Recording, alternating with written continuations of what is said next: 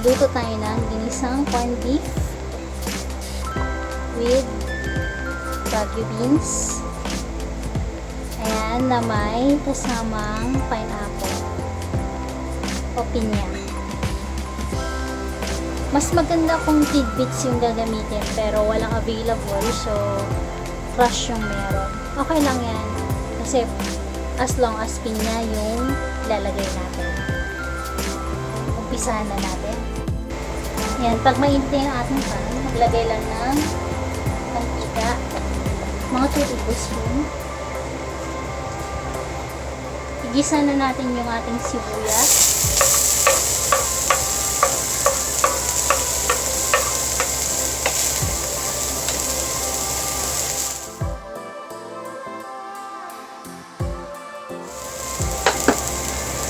Tsaka ang ating bawang.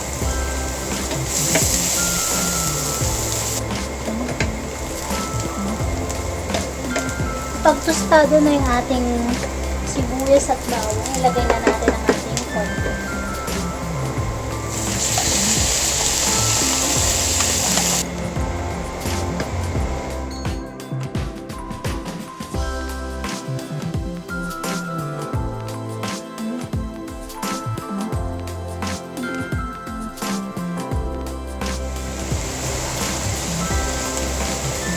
Maglagay tayo ng 2 teaspoon ng paminta.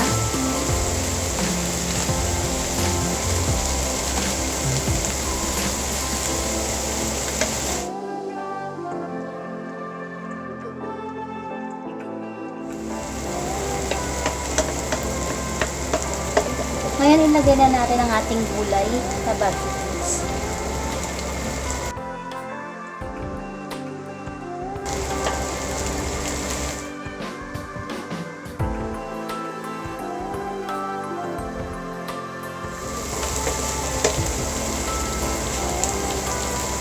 Ilagay tayo ng 1 teaspoon ng asin.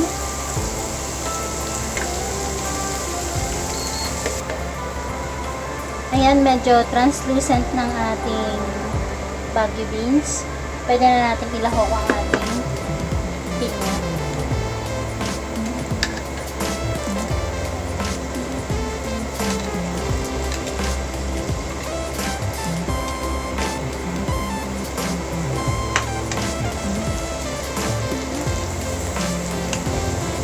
Ngayon, check na natin yung lasa kung kailangan pang i-adjust yung kanyang timpla.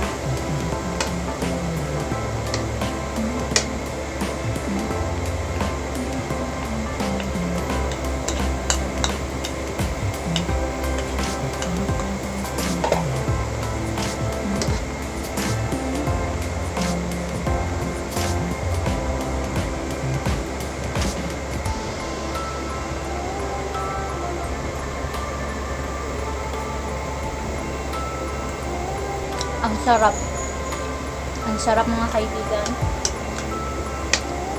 Pinya, level up talaga niya ang ating ginisang corned beef with Baguio beans. So, ito na ang ating ginisang corned beef with Baguio beans na may kasamang pinya. Thank you for watching.